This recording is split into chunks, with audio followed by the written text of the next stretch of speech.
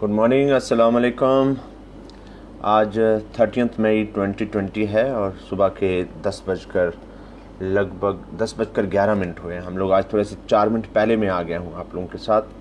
उम्मीद है कि आज का लेक्चर कल के लेक्चर की तरह ही रहेगा, अच्छा बड़ा इन्फॉर्मेटिव लेक्चर रहेगा। और मैंने आपसे कहा था कि कल से हमने स्टार्ट किया है बहुत ही इम्पॉर्टेंट टॉपिक्स, जो कहते हैं कि अगर टेक्सानमी और जेनेटिक्स प्लस सेल बायोलॉजी किसी को अच्छी आती हो तो फिर वो कोई भी कम्पिटिटिव एग्ज़ाम्स में फ़ेल नहीं हो सकता, क्योंकि ये दो ऐसे सब्जेक्ट हैं जहाँ पे आपको टेक्निकल प्रिपरेशन करनी पड़ती है, स्मार्ट प्रिपरेशन करनी पड़ती है। तो मैं तो बार बार कहता हूँ कि सुपर 30 कॉलेज ऑफ कंपटीशन हमेशा आप लोगों के लिए हाज़िर रहता है। लॉकडाउन तीसरा भी ख़त्म होने वाला है, फोर्थ लॉकडाउन के लिए भी कह दिया गया है, लेकिन अब रिस्ट्रिक्शंस मुझे लगता है थोड़ी सी कम हो जाएंगी। बट आप लोगों को केयर करना है, बहुत ज़्यादा जो है कोविड-19 के केसेस आ रहे हैं। Prevention is better than cure, so you have to take care of yourself. आप लोगों को एहतियात रखनी है, हाथ धोने, बार बार मास्क का इस्तेमाल करना है और ग्लोव्स का इस्तेमाल करना है, सैनिटाइज़र रखिएगा और एक डिस्टेंस बना के रखिएगा। हमारे साथ गुलफराज अली जुड़ गए हैं। गुड मॉर्निंग कह रहे हैं। अभी हम लोग क्योंकि 3 मिनट हैं अभी क्लास को, तो मैंने कहा कि 2-3 मिनट आपसे बात कर लेते हैं।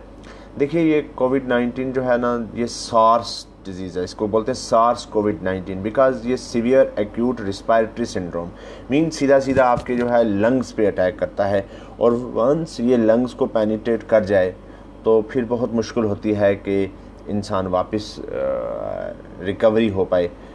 जनरली इसका डेथ रेट, मोर्टेलिटी रेट, मैंने आपको पहले भी परसों 2 दिन पहले मेरी एक वीडियो आई थी, आप फेसबुक पे देख सकते हैं, ओनली 2.3% है। लेकिन अगर आपका इम्यून सिस्टम वीक है और एज आपकी 60 प्लस है या 10 ईयर से कम है, जिनका थोड़ा इम्यून सिस्टम उतना स्ट्रांग नहीं होता, तो वो ज़्यादा प्रोन रहते हैं, तो वहाँ पे डेथ हो सकती है। तो इसलिए हम लोगों को खुद भी एहतियात करनी है और बाकी लोगों को भी बोलना है, लोगों को भी अवेयर करना है कि किस तरह से आप लोग इस जो पेंडेमिक, जो एक महामारी इस वक्त पूरी दुनिया में फैली हुई है, इससे कैसे बचा जा सकता है। तो दोस्तों, साथ साथ में मैंने पहले भी बोल चुका हूँ कि अपना जो है प्रिपरेशन को कंटिन्यू करिए, हार्ड वर्क करिए, लेकिन स्मार्ट हार्ड वर्क करिए। देखिए आप, और दूसरे नंबर पर रश कीजिए, हसद नहीं कीजिए। मीन आप लोगों को देख के ये कहिए कि नहीं, ये आदमी काम कर रहा है, ये यहाँ पहुँचा है तो मुझे भी पहुँचना है, वो करिए। बट ये मत करिए कि ये क्यों पहुँच गया है यहाँ पे, क्योंकि जब आप हसद करोगे, लोगों से जलना शुरू करोगे, तो फिर अल्लाह ताला आपके आगे भी जो है ना रुकावटें पैदा करेगा। लेकिन जब आप ये सोचोगे नहीं कि ये इस मंजिल पे पहुँचा, इसको और थोड़ी तरक्की हो, लेकिन मुझे भी हो साथ में, तो आपको हार्ड वर्क करना है ईमानदारी से और सिंसियरिटी, डेडिकेशन से, और तब तो दुनिया में कोई भी ऐसी ताकत नहीं है जिसको हम लोग नहीं पा सकते हैं। लेकिन सारी की सारी बातें एक कॉन्फिडेंस में, सेल्फ कॉन्फिडेंस हमको डेवलप करना है। हमको करना है कि नहीं, मैं कर सकता हूँ। और फिर कभी कभी हमने लोगों के साथ कंपेयर भी अपने आप को नहीं करना है। भाई, एक रैबिट एक एलिफेंट के साथ कंपेयर नहीं करता। रैबिट जो है वो 3 महीने में सेक्चुअली, 6 महीने में सेक्चुअली मैच्योर हो जाता है, और हाथी जो है वो, हथनी जो है वो 30 साल में जाके सेक्चुअली मैच्योर होती है। तो ये कंपैरिजन नहीं हो सकता दो इंडिविजुअल्स में। आपको अपना काम करना है, उसको अपना काम करना है, हाँ, लेकिन आप रोल मॉडल बना सकते हैं किसी को, नहीं ये यहाँ पहुँचा है तो मुझे भी ये करना है।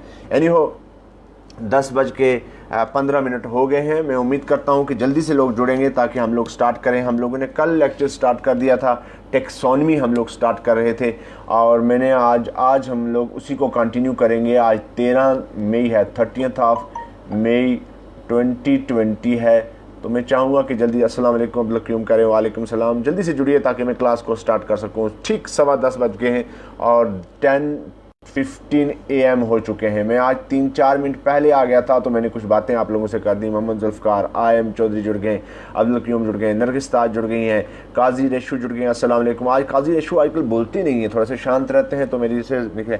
चलिए, हम लोग कल टेक्सोनमी पढ़ा रहे थे, तो मैंने आपको कल के लेक्चर में कहा था कि कैरोलस लीनियस जो है वो क्या है, he is known as father of taxonomy, he is known as, ये कल मैंने आपको बता दिया था, तो मैं कंटिन्यूटी के लिए कर रहा हूँ, फादर ऑफ टेक्सोनमी। जुड़ते ही ना आप लोग एकदम क्या करो, सबसे पहले कि शेयर कर दिया करो। So Carolus Linnaeus is known as father of taxonomy, मैंने कल आपको बताया था। अब हम लोग जाएंगे सीधा सीधा एनिमल्स में। किंगडम प्रोटिस्टा, कल मैंने आपको 5 किंगडम बताए थे, लेकिन मैं सीधा सीधा आज प्रोटिस्टा पे लाया हूँ। किंगडम प्रोटिस्टा जो है वो क्या है, ये टर्म किसने दी थी? किंगडम प्रोटिस्टा जो है ये टर्म दी थी अर्निस्ट हैकल ने। This term was given by Ernst Haeckel. तवज्जो, प्रिंस सरफराज करें अस्सलाम वालेकुम सर। वालेकुम सलाम। आयम कहते हैं अस्सलाम वालेकुम। वालेकुम सलाम। वालेकुम सलाम। अर्निस्ट हैकल, ध्यान से तवज्जो से एक एक चीज़ बहुत सिंपल करके बताने की कोशिश कर रहा हूँ आप लोगों को। हैकल ने दी थी 1866 में। तो याद रखना, kingdom Protista was the term was given by Ernst Haeckel in the year 1866। आप फुल कंसंट्रेशन से जल्दी से जुड़िएगा, और जितने लोग जुड़ रहे हैं काइंडली जुड़ते ही शेयर कर दिया करें। साइदा तबस्सुम भी हमारे साथ जुड़ गई है, तो जल्दी से सब लोग जुड़िए और फिर शेयर करते रहिएगा, क्योंकि जल्दी जितना ही आप जल्दी शेयर करोगे तो उतना जल्दी हमारा लेक्चर जो है वो बच्चों तक पहुंचेगा। तो तवज्जो देना, मैंने कहा कैरोलस लिनियस कल बताया था, he is known as father of taxonomy. और किंगडम प्रोटिस्टा जो है ये टर्म दी थी किसने? अर्निस्ट हैकल ने 1866। आप कहेंगे सर प्रोटिस्टा का जिक्र क्यों किया? क्योंकि कहती है साइंस, कहते हैं प्रोटिस्टा जो है बहुत पुराने ऑर्गेनिज्म, इवन आपके प्रोटोजुआ से भी, कहता है प्रोटिस्टा जो है are consider as a ancestor. इनको हम लोग कंसिडर्ड करते हैं क्या? They are considered as a ancestor. भाई हमारे तुम्हारे सभी ऑर्गेनिज्म के कहते हैं, साइंस कहती है एंसेस्टर ऑफ ऑल मल्टी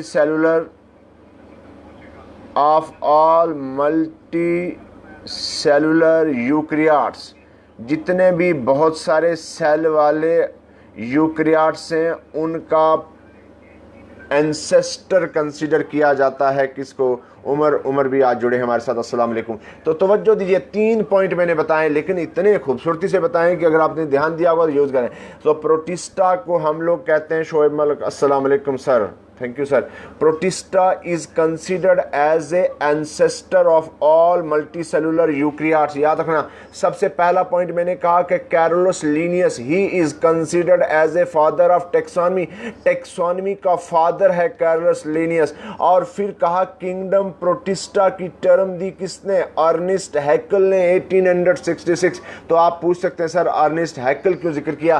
क्योंकि कहा मैंने प्रोटिस्टा को कंसिडर किया जाता है एंसेस्टर किसका? जितने भी मल्टी सेलुलर यूकैरियोट्स हैं। तो कहते हैं कि सबसे पहले यही ऑर्गेनिज्म आए और उसके बाद बाकी ऑर्गेनिज्म आते रहे। तो जुड़े हमारे साथ प्रोफेसर डॉक्टर शोएब मलिक साहब जो हैं, डायरेक्टर हैं भद्रवा कैंपस के यूनिवर्सिटी ऑफ जम्मू के, वो भी जुड़े हैं, बहुत तुम्हारे वेल विशर हैं और बड़ा इनकरेज करते हैं, तो मैं उनको भी खुश आमदीद कहता हूं। तो अभी तक देखिए हमने 3 पॉइंट आप लोगों को बताए। अब हम चलते हैं सीधा नंबर 1, जो पहले प्रिमिटिव ऑर्गेनिज्म होते हैं वो क्या होते हैं? सबसे पहले तो हम ऑर्गेनिज्म को क्लासीफाई करते हैं, जैसे किंगडम एनिमेलिया। तवज्जो देना पूरी कंसंट्रेशन से। Kingdom animalia is divided into 2 types. Number 1 is non-chordates। ध्यान से सुनते रहना, तवज्जो देते रहना, पूरी कंसंट्रेशन शेयर करते रहना। और नंबर 2 कहते हैं कार्डेटा। याद रखना बच्चों, दोस्तों ध्यान से। और बीच में एक और भी निकल के आता है, दैट इज नोन एज प्रोटोकार्डेटा। अब आप कंसंट्रेशन देंगे तो आर्ट्स वाले लोगों को भी बहुत मज़ा आने वाला है। और ये रोज़मर्रा की मैं वो तमाम चीज़ें वो जिक्र कर रहा हूँ जो हमारी कहानी है, अपनी पर्सनल कहानी है। मैंने कहा हम लोग किंगडम एनिमेलिया में आते हैं, तमाम एनिमल जो है वो किंगडम एनिमेलिया में आते हैं। और किंगडम एनिमेलिया 3 पार्ट्स में मैंने डिवाइड कर दिया। पहले 2 में किया था, बीच में एक और लेके आ गया। 1 इज नॉन कार्डेटा, कि जिसमें कोई वर्टिब्रल कॉलम नहीं है ना, जो इनवर्टिब्रेट्स हैं, वो छोटे ऑर्गेनिज्म है। दूसरा प्रोटोकार्डेट के कुछ एक करेक्टर कार्डेट्स के हैं और कुछ एक नॉन कार्डेट के हैं। और तीसरा कार्डेट जिसमें हम लोग भी आते हैं। तो ध्यान दीजिएगा क्या कहा मैंने मैंने आप लोगों को कहा कि animal kingdom Animalia is divided into three phylums, that is non Chordata, Protochordata and Chordata. अब ध्यान से देखिए अब क्या है। सो नंबर 1 क्या है? Non chordata. अब फुल कंसंट्रेशन मेरी तरफ। आप मुझे पूछेंगे सर नॉन कार्डेटा में कौन कौन आता है और नॉन कार्डेटा होते क्या हैं? 2 पॉइंट इसके याद रखना। No notochord during larval stage, during embryonic stage. Notochord कब? माँ के पेट में जब था, ड्यूरिंग एम्ब्रियोनिक स्टेज। कहता है इसमें नोटोकार्ड नहीं होती जो कि हम लोगों में होती है। तवज्जो देना, no notochord during embryonic stage. अस्सलाम वालेकुम प्रोफेसर खालिक मलिक साहब। वालेकुम सलाम। और दूसरा क्या है? No vertebral column during adult stage. उन तमाम को हम लोग कहते हैं non chordata. Vertebral column during adult stage. कब? अडल्ट में वर्टिब्रल कॉलम नहीं और लार्वल स्टेज में, वर्टिब्रल अडल्ट स्टेज में आपका वर्टिब्रल कॉलम नहीं है और एम्ब्रियोनिक स्टेज में नोटोकार्ड नहीं है। याद रखना, एम्ब्रियोनिक स्टेज, एक एम्ब्रियोनिक स्टेज और दूसरी अडल्ट स्टेज।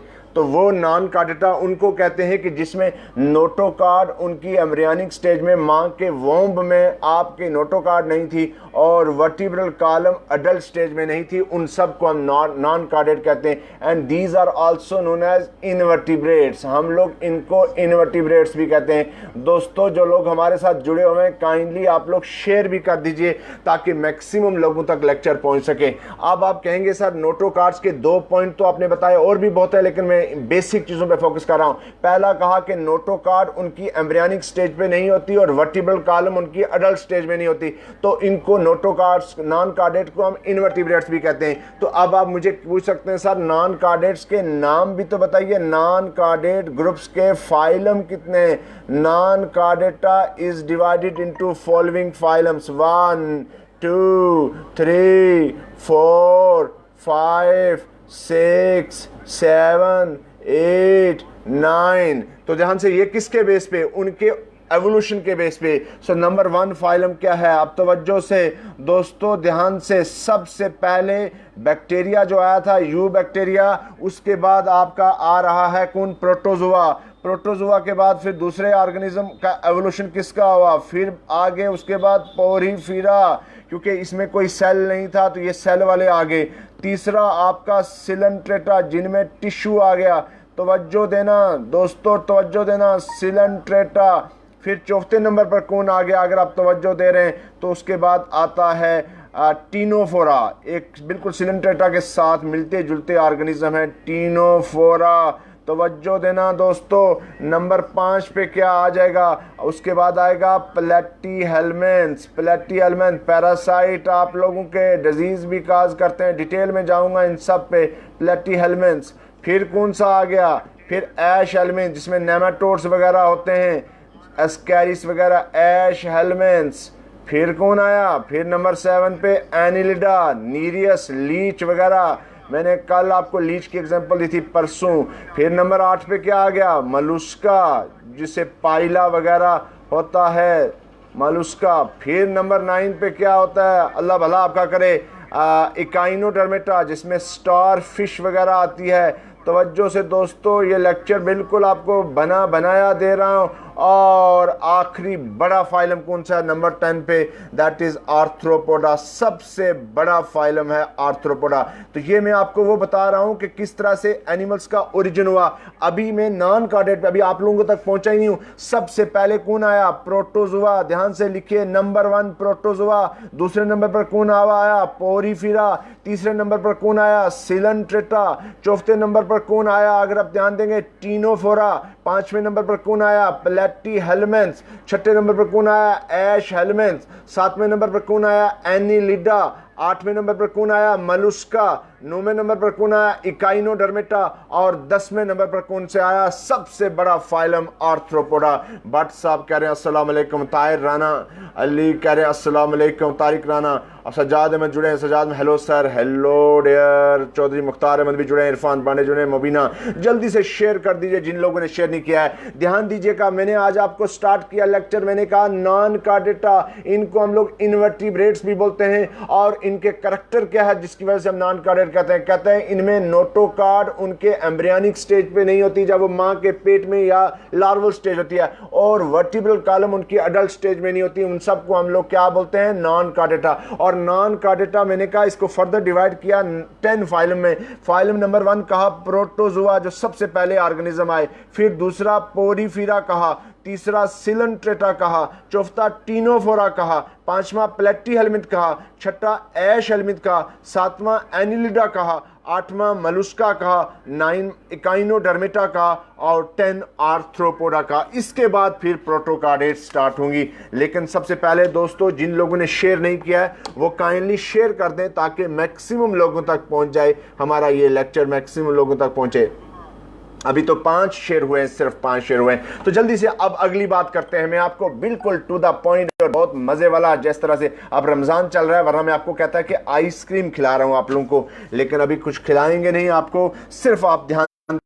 कहता है नंबर 1 मैंने आपको क्या कहा, प्रोटोजोआ। अब आपको समझने वाली चीज है। अब आप कहेंगे सर ये प्रोटोजोआ बताइए, ये बड़े खतरनाक ऑर्गेनिज्म है। प्रोटो का मतलब होता है प्रिमिटिव ऑर्गेनिज्म, बहुत पुराने ऑर्गेनिज्म। जिन्होंने शेयर नहीं किया है वो कर दें शेयर जल्दी से ताकि मैक्सिमम लोगों तक पहुंचे। प्रिमिटिव, बहुत पुराने organism, that's why they are known as primitive acellular. अब आप मुझे पकड़ सकते हो दोस्तों। आप कहेंगे कि सर सेल के बगैर कैसे कोई जिंदगी रहती है, तो मैं अभी बताऊंगा। प्रिमिटिव ए सेलुलर एनिमलक्यूल्स, छोटे छोटे से ए सेलुलर एनिमलक्यूल्स बगैर सेल के, ये साइंस कह रही है, बहुत प्रिमिटिव ए सेलुलर एनिमलक्यूल्स। तो कहते हैं कि दे कंटेन, और इनमें क्या होता है, दे कंटेन कौन सी organisation, protoplasmic level of organisation. ये मैं अभी आपको समझाऊंगा कि ये क्या होता है, ये कंफ्यूजन वाली बात है। Protoplasmic level of organisation. जिन्होंने शेयर नहीं किया शेयर कर दीजिए दोस्तों, सिर्फ 5 शेयर हुए अभी तक। प्रोटोप्लाज्मिक लेवल ऑफ ऑर्गेनाइजेशन कहता है कि इनमें सेल नहीं होता लेकिन इनमें प्रोटोप्लाज्म होता है। तो ये शो करते हैं कौन सी organisation, protoplasmic level of organisation. ध्यान देना, ये सवाल पूछते हैं बड़े बड़े कॉम्पिटिटिव एग्जाम्स में, पूछते हैं कि प्रोटोप्लाज्मिक लेवल ऑफ ऑर्गेनाइजेशन किस में होती है। So they contain protoplasmic level of organisation. अगर आप ध्यान दे रहे हैं तो समझ आ रही होगी आप लोगों को। और कहते हैं प्रोटोप्लाज्म क्या चीज है, मैं आपको बार बार बोल चुका हूं पहले भी, protoplasm is a living substance. Protoplasm is a living material present in a cell. Living material present in a cell. ये लिविंग मटेरियल है जो कि सेल में प्रेजेंट होता है। तो अब सेल तो नहीं है लेकिन प्रोटोप्लाज्म है, और प्रोटोप्लाज्म में तमाम वो चीजें होती हैं जिससे कि एक इंसान जिंदा रह सकता है। Protoplasm is a living material present in a cell. तो लगे हाथ में पूछ लेता हूं कि आपको सिविल सर्विसेज के एग्जाम्स में पूछा गया था कि who gave the term protoplasm. मैंने आपको पहले भी बताई थी, the term protoplasm was given by the term protoplasm.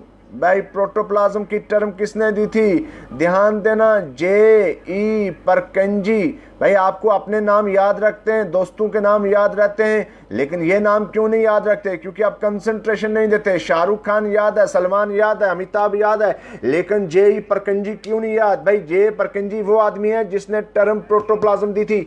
याद करने के लिए बार बार लिखना है। तो हमने कहा प्रोटोजोआ प्रिमिटिव ऑर्गेनिज्म है, बहुत प्रिमिटिव ए सेलुलर एनिमलक्यूल्स हैं। और इनमें कौन सी लेवल ऑफ ऑर्गेनाइजेशन है, they contain protoplasmic level of organisation. Protoplasm की टर्म किसने दी थी, J.E. परकंजी। जल्दी से शेयर कर दीजिए दोस्तों और फिर हम आगे चलते हैं।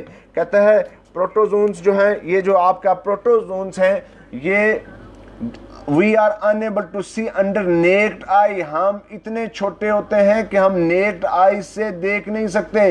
That is without microscope we can't see, they can be seen under microscope. इतने छोटे छोटे ऑर्गेनिज्म होते हैं। और इनके प्रोटोप्लाज्म कंटेन, देखिए इसमें प्रोटोप्लाज्म सेल तो नहीं है लेकिन प्रोटोप्लाज्म में सेल ऑर्गेनेलीज होती हैं। बहुत सारी cell organelles are present in the protoplasm of the protozoa. कौन कौन सी, जैसे फॉर एग्जांपल माइटोकॉन्ड्रिया भी पाया जाता है इसमें, और क्या, गोल्गी बॉडी भी पाई जाती है, और और बहुत सारी सेल ऑर्गेनेल्स पाई जाती हैं। दो बहुत important cell organelle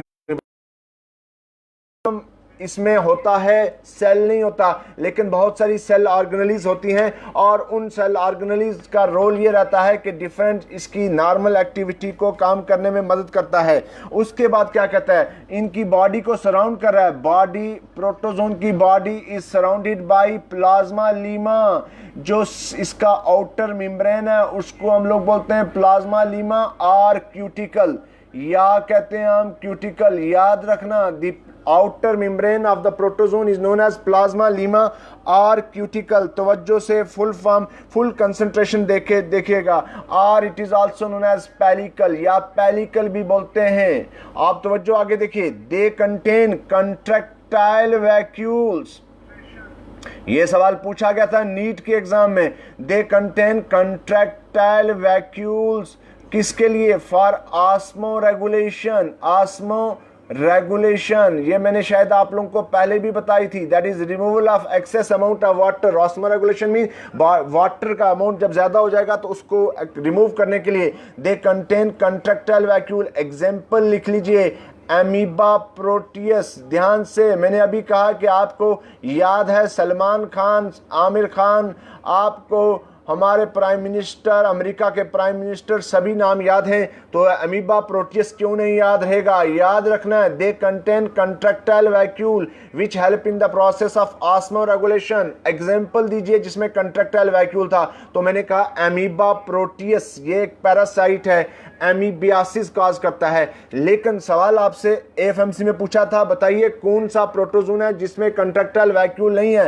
contractile vacuole is absent. तवज्जो, कंसंट्रेशन पूरी शेयर करिए दोस्तों, शेयर नहीं कर रहे हो। Contractile vacuoles absent in ant amoeba histolytica. एक और पैरासाइट है, ये भी अमीबियासिस कॉज करता है, एंट अमीबा हिस्टोलिटिका। इसमें ये पैरासाइट में कंट्रैक्टाइल वैक्यूल नहीं होता है, हिस्टोलिटिका। याद रखना, ये पैरासाइट है, ये हार्मफुल है, डिजीज काज करता है। इसमें कंट्रैक्टाइल वैक्यूल्स नहीं होते। Contractile vacuole present in amoeba Proteus and amoeba histolytica. This is A parasite which is without contractile vacuole. पूरी कंसंट्रेशन देंगे तो बहुत मजा आने वाला है, और बहुत ही इंपॉर्टेंट लेक्चर डिस्कस कर रहा हूं आप लोगों से। फिर क्या कहता है? कहता है कि दे कंटेन, अभी ध्यान से तवज्जो से फुल कंसंट्रेशन से देंगे तो बहुत मजा आने वाला है भाई। दे कंटेन रिजर्व फूड। इनमें रिजर्व फूड भी होता है, जैसे यूग्लिना वगैरह में रिजर्व फूड किसकी फॉर्म में? In the form of, they contain reserve food in the form of paramylon bodies. Paramylon bodies, तवज्जो, फुल कंसंट्रेशन। ये क्या करते हैं? खाने को रिजर्व भी रख सकते हैं, और किस फॉर्म में रखते हैं? पैरामाइलन बॉडीज, स्टार्च एंड ऑयल्स। तीनों में से किसी एक या तीनों को रख सकते हैं reserve food material. They also store food for reserve and that is known as paramyelin bodies, starch and oils. Next क्या कहते हैं? और जो सबसे इंपॉर्टेंट पैरासाइट है, one of the most important parasite known as Noctiluca. याद रखना, आपको पाकिस्तान का प्राइम मिनिस्टर याद है, आपको धोनी याद है, कपिल देव याद है, तो नक्टिल्यूका भी याद करिए। ये दिस इज ए प्रोटोजोन, सिर्फ अकेला प्रोटोजोन है जो लाइट प्रोड्यूसिंग है, इलेक्ट्रिक करंट प्रोड्यूस करता है। Noctiluca is a protozoan having light producing capacity, light or current producing capacity, light producing capacity, और इसको कहते हैं bioluminescent protozoan. Bioluminescent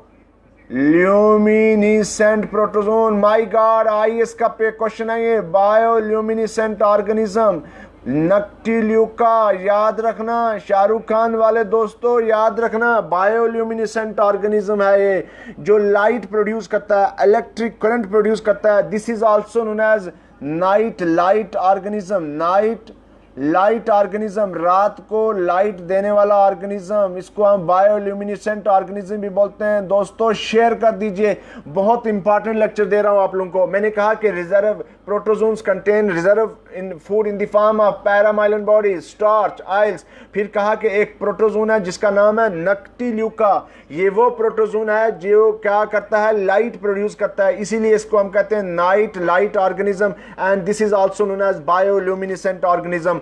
bioluminescent organism, bio गया living organism, luminescent light producing organism.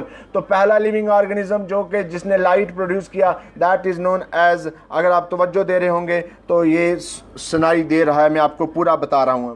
आप कहते हैं टर्म प्रोटोजोन किसने दी थी? The term protozoa was given bye full concentration. दोस्तों प्रोटोजुआ वाज गिवन बाय गोल्डफस, ये दी थी गोल्डफस ने दी थी। ध्यान से, एक साइंटिस्ट था जिसने टर्म दी थी प्रोटोजुआ की, जिसका नाम क्या था? गोल्डफस। कब दी थी? 1817 में। The term protozoa was given by Goldfuss and study of protozoa is known as protozoology. Protozoology याद रखना, स्टडी ऑफ प्रोटोजुआ को प्रोटोजोलॉजी कहते हैं। और टर्म प्रोटोजुआ जो दी थी वो किसने दी थी? वो दी थी आपके गोल्डफस ने। याद रखना पूरी कंसंट्रेशन से। अब आप तवज्जो देखिएगा, ध्यान दीजिएगा। आप क्या कहता है? कहता है they are classified.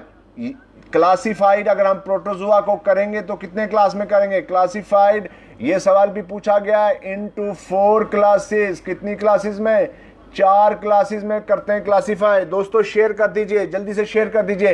They are classified into 4 classes. और किसके बेस पे? ये सवाल भी पूछते हैं, on the basis of, my god, KS का क्वेश्चन में पूछा गया था, on the basis of locomotory organelle they are classified into 4 classes on the basis of locomotory organelles. याद रखना, इनको हम लोग क्लासिफाई करते हैं 4 क्लासेस में, लेकिन किसके बेस पे? आपने देख लिया बेस किसका है, that is on the basis of locomotory organelle. तो देखिए ये प्रोटोजुआ, ये प्रोटोजुआ है, तवज्जो। और क्लासिफाई किया कितनी क्लास में? 4 में, 2, 3, 4। क्लास नंबर 1 कौन सा है? अगर आप ध्यान से देंगे, तवज्जो से देंगे तो याद भी होगा, सार्कोडीना, जिसको हम लोग राइजोपोडा भी बोलते हैं। मेरे दोस्तों याद से लिखिएगा, राइजोपोडा भी बोलते हैं। क्लास नंबर 2 देखिएगा, अगर आप ध्यान दे रहे हैं तो मेस्टिगोफोरा। दोस्तों ध्यान से लिखिएगा, छोड़ना नहीं है, लिखने रहना है अपने, मेस्टिगोफोरा। और क्लास नंबर 3 कौन सा है? सिलिएटा। दोस्तों शेयर कर दीजिए जितने भी लोग हैं। और क्लास नंबर 4 कौन सा है? स्पोरोजुआ। तो आपने देखा 4 क्लासेस मैंने आप लोगों को बताई। 1 इज नोन एज सार्कोडीना, जिसको हम लोग राइजोपोडा भी बोलते हैं। क्लास नंबर 2 मैंने आपको मेस्टिगोफोरा बोला। और क्लास नंबर 3 मैंने आपको सिलिएटा बताया। क्लास नंबर 4 मैंने आपको स्पोरोजोआ बताया। तो किसके बेस पे क्लासिफाई हुई? कहा कि they are classified on the basis of locomotory organelle. How many classes? 4 classes. किसको किया 4 क्लासेस में? कहा कि protozoans are classified into 4 classes. Class number 1 Sarcodina और Rhizopoda. Class number 2 Mastigophora. Class number 3 Ciliata. Class number 4 Sporozoa. तो हमने कहा कि प्रोटोजोन को क्लासिफाई किया 4 क्लासेस में और चारों क्लासेस के नाम भी बताए। तो ध्यान से, तवज्जो से, भागो मत बच्चों, जुड़े रहो। सार्कोडीना पहली क्लास है, जिसको मैंने राइजोपोडा भी कहा कि this class contain locomotory organelle. ये सवाल पूछा गया है और ये तवज्जो देंगे, locomotory organelle in the form of, कहता है this class contain locomotory organelle in the form of pseudopodia. तवज्जो दो दोस्तों, सीडोपोडिया होता है लोकोमोटरी ऑर्गेनली, ये किसमें? सार्कोडीना में। और सीडो का मतलब होता है फॉल्स, झूठा। पोडिया मीन फुट, जूठी टांगे, जूठे फुट इसके होते हैं। That's why it is known as pseudopodia. कहा class number 1 Sarcodina, this class is also known as Rhizopoda. भाई ध्यान से देना, बहुत चीजें बताने जा रहा हूं। And this class contain locomotory organelle in the form of pseudopodia. Pseudo का मतलब होता है फॉल्स, ये सीडो का मतलब हो गया फॉल्स, और पोडिया मीन फिट, और ये जूठी टांगों वाला ऑर्गेनिज्म। और कौन सा हो गया? फॉर एग्जाम्पल आप पूछा जा सकता है एमीबा, एग्जाम्पल एंट अमीबा, ये दोनों नाम मैंने बताए थे। और आगे बताते हैं, कहता है जो सवाल पूछा गया है, जो KAS के एग्जाम में बहुत बार पूछा गया है कि बताइए जो सीडोपोडिया जो है डिफरेंट टाइप्स के होते हैं, वो पूछते हैं कभी कभी।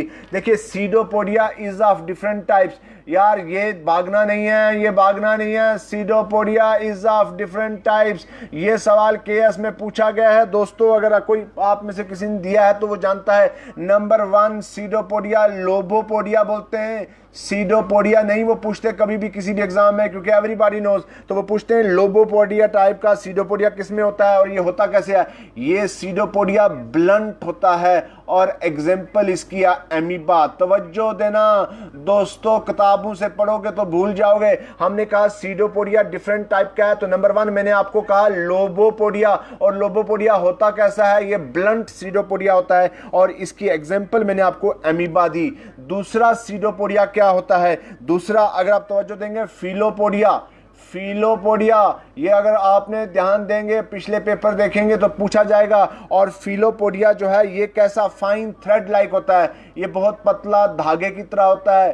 पहले वाला ब्लंट था, एमीबा में था, लोबोपोडिया फाइन थ्रेड लाइक। और इसकी एग्जांपल क्या है, फॉर एग्जांपल युगलीफा, इसकी एग्जांपल है युगलीफा। ये सीडोपोडिया की एग्जांपल दे रहा हूं मैं आप लोगों को।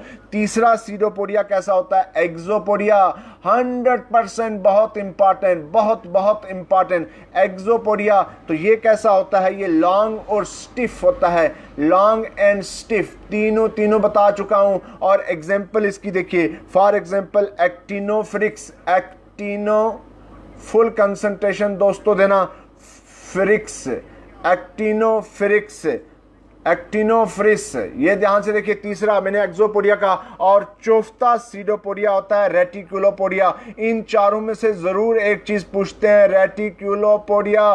डायरेक्ट सीडोपोडिया नहीं पूछते क्योंकि उनको पता है ये एवरीबॉडी नोज। और ये कैसा होता है, ये लॉन्ग और ब्रांचिंग होता है, लॉन्ग एंड ब्रांचिंग। ध्यान से, जो रेटिकुलोपोडिया है वो लंबा होता है और ब्रांच्ड होता है। और एग्जाम्पल इसकी देखिए, इसकी एग्जाम्पल है गोल्बी जेरिना, गोल्बी जेरिना।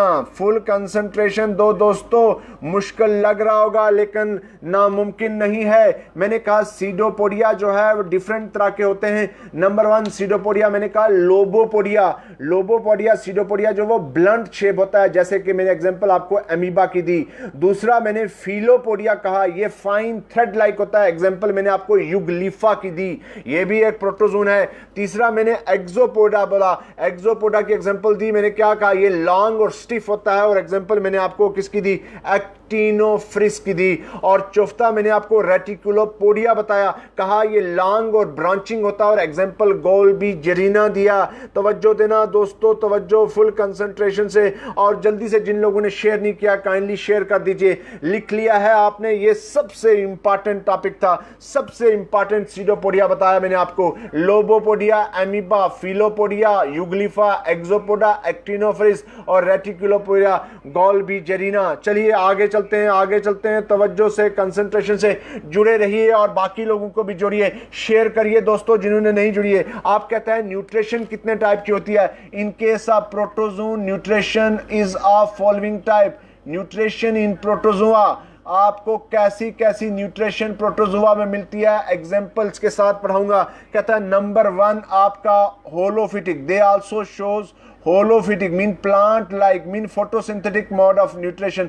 होलोफिटिक फॉर एग्जांपल आप देखिएगा किसमें होती है, डाइनोफ्लैजिलेट्स। तवज्जो, बिल्कुल शार्ट फ्लैजिलेट्स, ध्यान से, डाई एटम्स, ये सारे प्रोटोजोन हैं और इनमें होता है ये dinoflagellates, proto diatoms, euglenoids, ये आपके प्रोटिस्टा में आते हैं, यूग्लिनाइट्स, ये ध्यान से देखिएगा, ये प्रोटिस्टा में आते हैं, पहले थे इसमें। उसके बाद क्या, होलोजोइक, नंबर 2 होगी होलोजोइक, एनिमल की तरह, होलोजोइक एनिमल की तरह, जोइक मोर होता है animal, for example amoeba and paramecium, amoeba and paramecium. तवज्जो देना दोस्तों, बहुत इंपॉर्टेंट लेक्चर दे रहा हूं। तीसरा देखिए आप लोगों को, पैरासिटिक, जो डिजीज काज करता है, पैरासिटिक, एग्जांपल प्लाज्मोडियम, ये पैरासाइट है, मलेरिया काज करता है। लेशमानिया वगैरह वगैरह, बहुत सारे और भी पैरासाइट हैं, लेकिन मैं आपको बिल्कुल टू द पॉइंट बताने की कोशिश कर रहा हूं। फिर क्या कहता है, मैंने कहा they shows different mode of nutrition, holophytic for example dinoflagellate, diatoms, euglenoids, हालांकि ये सारे प्रोटिस्टा में आते हैं। Holozoic that is animal like, they shows animal like mode of nutrition, for example amoeba, paramecium, parasitic for example Plasmodium, Leishmania वगैरह वगैरह। तो ये था इसका आपका क्लास नंबर 1 का जो मैंने बता दिया। जल्दी से जब भाई बच्चों जिन्होंने शेयर नहीं किया वो शेयर कर दें ताकि हम लोग लेक्चर को आगे कंटिन्यू कर सकें। आगे देखिए नेक्स्ट क्या कहता है, क्लास नंबर 1 का ही जो प्रोटोजोआ में आपको देखा मैंने एमीबियासिस का, amoebiasis is a disease caused by Entamoeba और अमीबा, और इसके लिए एक ड्रग यूज की जाती है। There is a drug which is used against amoebiasis or amoebic dysentery that is known as amitin or amitidine। याद रखना ये एक ऐसी ड्रग है जो एमीबिक डाइसेंट्री के लिए यूज किया जाता है। Amoebiasis is caused by protozoan belong to the class आपका सार्कोडीना, और उसके अगेंस्ट एक हम ड्रग यूज करते हैं that is known as emetine और एमिटिडाइन। याद रखना एक पैरासाइट मुझे याद आ गया, एंट अमीबा जिंजीवेलस, एंट अमीबा जिंजीवेलस, याद रखना ये भी पूछा गया है, gingivalis, Entamoeba gingivalis. This is present in gums, हमारे माउथ में, गम्स में होता है, and this is non pathogenic parasite, non pathogenic, ये नॉन पैथोजेनिक प्रोटोजोन है, belong to the class Sarcodina. Non pathogenic हमारे गम्स में होता है लेकिन नॉन पैथोजेनिक होता है। तो चलिए नेक्स्ट चलिए, क्लास नंबर 2 कौन सी थी? ये क्लास नंबर 1 थी जो मैंने बता दिया आपको प्रोटोजोन में। क्लास नंबर 2 है मेस्टिगोफोरा। मेस्टिगोफोरा फुल कंसंट्रेशन से रहेंगे तो बहुत अच्छा रहेगा। That is this class contain locomotory organelle in the form of, किस फॉर्म है? Locomotory organ in the form of flagella. याद रखना उसमें क्या था? सीडोपोडिया। और यहाँ क्या है? भाई जिन्होंने शेयर नहीं किया वो शेयर कर दें। कहा कि Mastigophora this class contain locomotory organ in the form of flagella. For example आप ध्यान से देखिए, यूग्लिना, यूग्लिना में ये होता है, और लेशमानिया डोनवनाई में होता है। ये क्लास इससे बिलोंग करती है, लेशमानिया डोनोवनाई। मैं अभी बताने जा रहा हूँ ये क्या होती है। और दूसरा क्या होता है? ट्रिपैनोजोमा गैम्बियंसी। तवज्जो दो दोस्तों, ट्रिपैनोजोमा गैम्बियंसी, ये 3 नाम मैंने आपको बताए सिर्फ, वैसे तो और भी हैं लेकिन ये बहुत इंपॉर्टेंट हैं, कॉमन हैं, तो इसलिए मैंने 3 नाम बताए। हमने कहा कि मेस्टिगोफोरा वो होता है कि जिसमें क्या हो? फ्लैजिला हो। और इन ऑर्गेनिजम्स की एग्जांपल मैंने आपकी दी, यूग्लिना की एग्जांपल जो आजकल प्रोटिस्टा में आता है, लेशमानिया डोनवनाई ये प्रोटोजोन में ही है, और ट्रिपैनोजोमा गैम्बियंसी ये भी प्रोटोजोन है। ध्यान से देखिए, मैं जो इन 2 पैरासाइट्स को बहुत बार पढ़ चुके हैं। लेशमानिया क्या करता है? लेशमानिया इज ट्रांसमिटेड, इसको हमारी बॉडी के अंदर ट्रांसमिट करता है, ट्रांसमिटेड बाय ए फ्लाई, एक फ्लाई करती है, that is known as sand fly, जिसका नाम है सैंड फ्लाई। ये फ्लाई हम लोगों को बाइट करती है और हमारी बॉडी के अंदर इस लेशमानिया को इंजेक्ट कर देती है। ध्यान देना दोस्तों, तवज्जो देना, शेयर कर दीजिए जिन्होंने शेयर नहीं किया है। Leishmania is a protozoan, dinoflagellate protozoan. It is transmitted by a fly that is known as sand fly, and Leishmania cause a disease known as kala azar, black fever. आजार का मतलब हो गया फीवर, काला आजार, और इसको हम लोग कहते हैं ब्लैक फीवर। तवज्जो दोस्तों, कुछ भी पूछा जा सकता है आपसे, हम तो हर चीज बहुत सिस्टम से बताने की कोशिश कर रहे हैं। आप फुल कंसंट्रेशन से जुड़िएगा। हमने कहा Leishmania this is a protozoan belongs to the class Mastigophora, and this is transmitted to the human being by the bite of sand fly, and it cause a disease known as kala azar और black fever. Leishmania, yes Maroof Mughal भी जुड़ गए हमारे साथ। Black fever भी कहते हैं, that is also known as dum dum fever भी बोलते हैं, डम डम फीवर। तवज्जो कभी नहीं भूलेगा। It is also known as jungle fever भी कहते हैं, कभी भी नहीं भूलेगा। तो ये आपने देखा कि लेशमानिया डोनवनाई जो है हमारी बॉडी के अंदर ट्रांसमिट करने में मदद करता है। दूसरे नंबर पर हमने एक नाम और बताया, ट्रिपैनोजोमा। ट्रिपैनोजोमा, ट्रिपैनोसोमा, ध्यान से देखिए, this is transmitted by another fly, इसको भी एक फ्लाई ट्रांसमिट करती है, another fly, and that fly is known as सीसी फ्लाई और टिट्सी फ्लाई।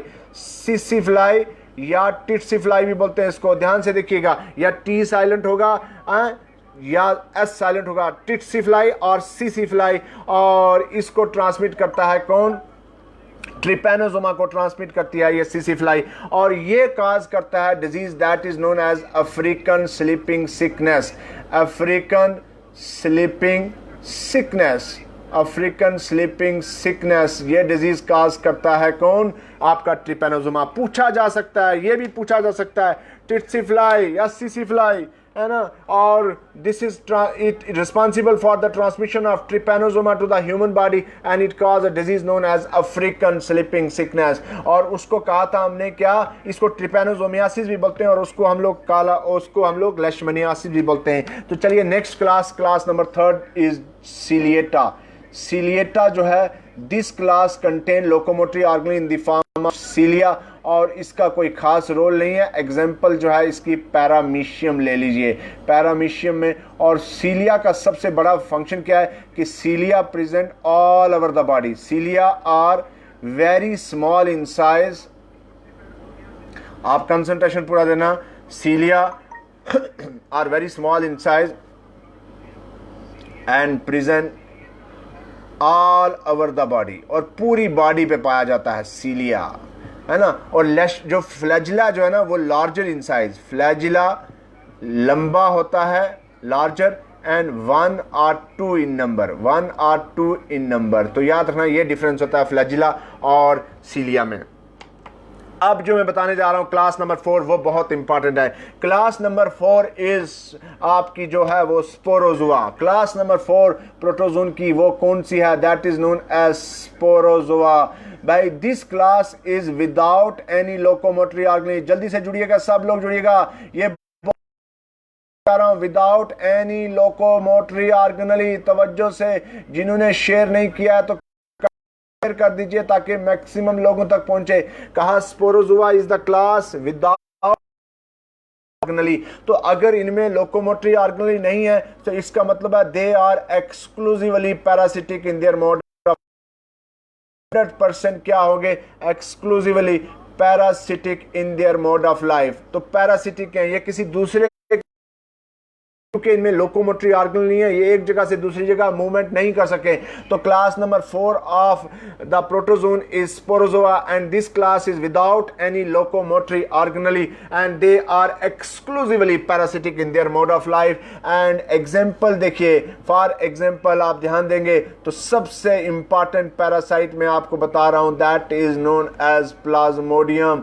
ये प्लाज्मोडियम एक ऐसा पैरासाइट है जो बहुत बहुत बहुत इंपॉर्टेंट है। और प्लाज्मोडियम की मैं बात आपको बताता चलूं कि this parasite is responsible for causing a disease known as malaria. Malaria भाई पहले इसको बोलते थे माल आरिया, है ना, पहले कहते थे माल एरिया। माल का मतलब होता है बैड और आरिया का मतलब होता है air, combination of bad air. ये पहले माना जाता था जब तक कि हमारे कैप्टन ने काम नहीं किया था मलेरियल पैरासाइट पे। तो कहा कि Plasmodium is responsible for causing a malaria, high fever होता है, मैं अभी बताऊंगा इसके बारे में।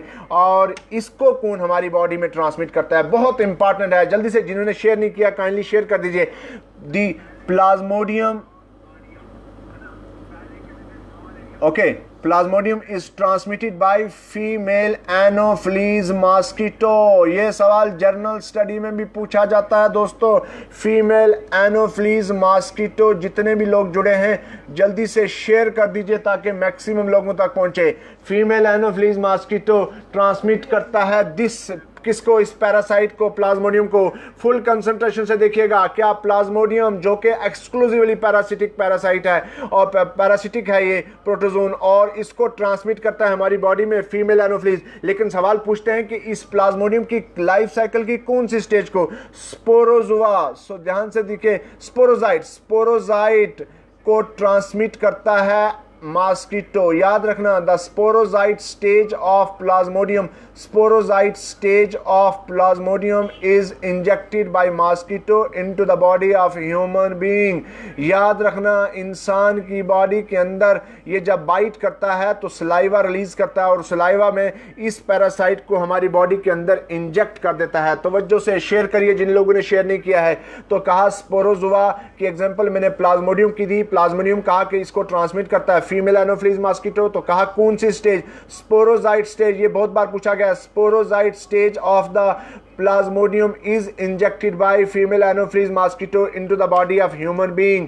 और आप पूछ सकते हैं सर कि ये बताइए प्लाज्मोडियम की कितनी स्पीशीज हैं? सो देखिए प्लाज्मोडियम की 4, वैसे तो 5 हैं लेकिन 4 बहुत इंपॉर्टेंट स्पीशीज हैं। One known as plasmodium is having following species. Number 1 plasmodium ovale, एक स्पीशीज है प्लाज्मोडियम ओवेल। दूसरी कौन सी है? Plasmodium malariae. तवज्जो देना दोस्तों, मलेरियाई। तीसरी कौन सी है? Plasmodium vivax, plasmodium vivax. चौथी कौन सी है? Plasmodium falciparum. दोस्तों शेयर कर दिया जिन्होंने शेयर नहीं किया है, और जिन्होंने जो साथ जुड़े हुए हैं तो ध्यान देंगे, तवज्जो देंगे, पूरा पढ़ेंगे। फैल्सीपेरम, तो हमने कहा 4 डिफरेंट तरह की, Plasmodium ovale, Plasmodium malariae, Plasmodium vivax, Plasmodium falciparum. These are the 4 important species of Plasmodium. और इनमें से out of these plasmodium vivax and plasmodium falciparum they are highly pathogenic। याद रखना जो vivax और falciparum है वो highly pathogenic है because their incubation period is less and fever reoccur। Malaria में याद रखना फीवर जाता है और दोबारा आ जाता है, reoccur after every 24 to 48 hours. 24 से लेकर 48 घंटे के अंदर अंदर बुखार जो है दोबारा आ जाता है। अगर आपको मलेरिया होगा तो बुखार जो है उतर जाएगा और फिर बुखार आ जाएगा 24 से लेकर 48 आवर में। प्लाज्मोडियम फैल्सीपेरम जो है वो सेंट्रल नर्वस सिस्टम पर भी अटैक करता है, याद रखना। और ये जो है आरबीसी पे, ये ब्लड पे अटैक करता है।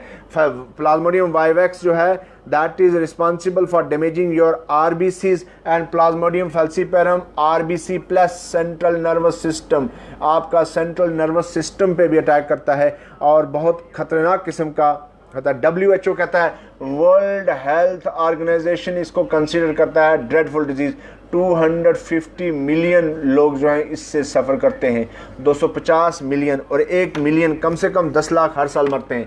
1 मिलियन जो है इससे हर साल मर जाते हैं। और जल्दी से मैं अब कंक्लूड करने जा रहा हूँ आप लोगों का लेक्चर, क्योंकि रमज़ान है और मुझे लगभग 50 मिनट से ज़्यादा हो गए हैं। आप देखिए ये प्रोटोजोन दोनों सेक्सुअल और asexual mode of reproduction show करते हैं। Protozoan reproduce by both sexual and asexual mode of reproduction. Okay, ये दोनों तरह से होते हैं। और एसेक्सुअल से कैसे करते हैं? Number 1 binary fission under favourable condition, binary fission. Number 2 multiple fission under unfavourable conditions. Okay, number 3 आपका स्पोरोगोनी,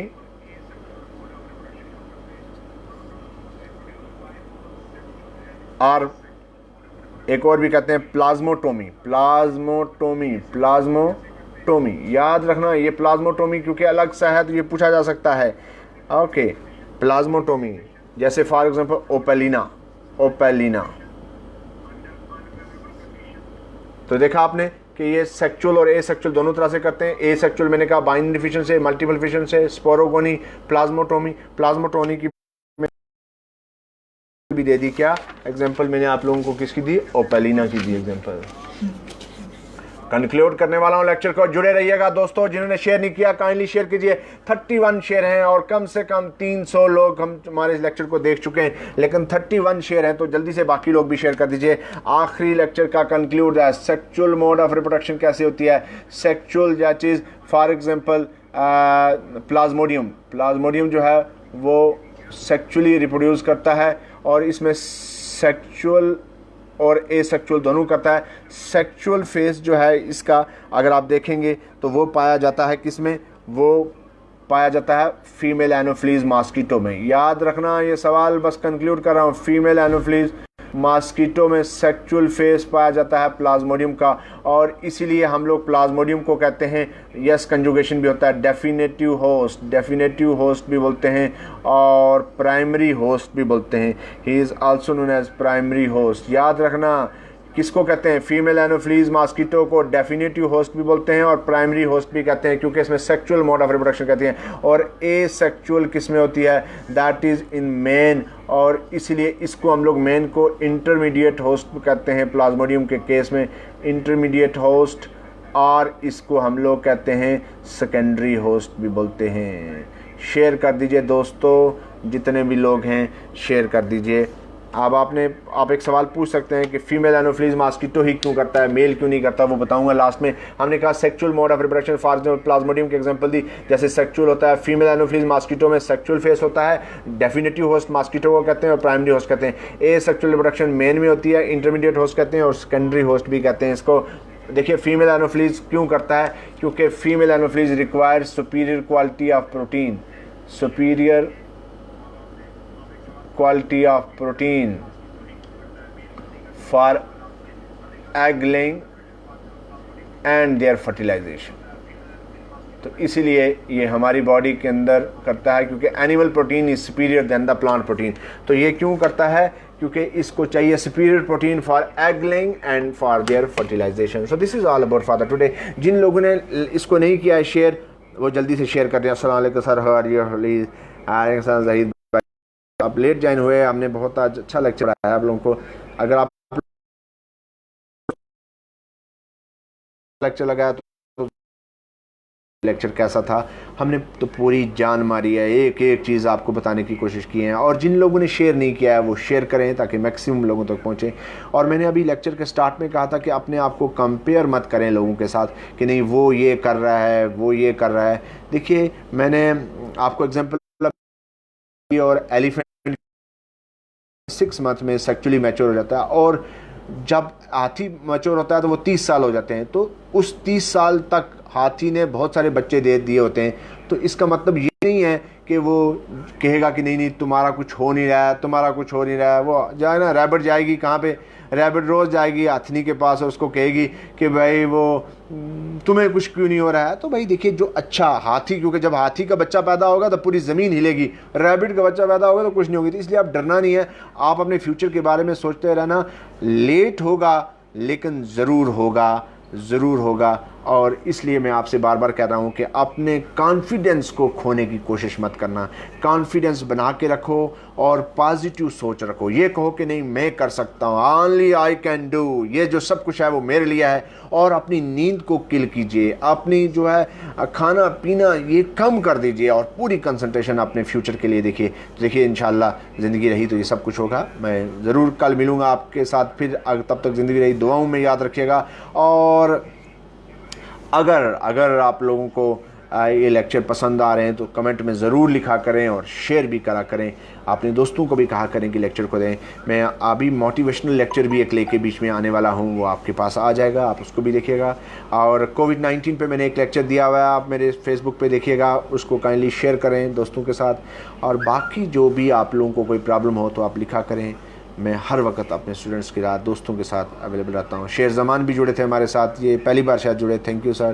प्रिंस सरफराज कह रहे हैं, हनीफ चौधरी थे हमारे साथ, very nice suggestion, thank you sir, बहुत बहुत शुक्रिया। फिर मिलते हैं कल, तब तक के लिए खुदा हाफिज़।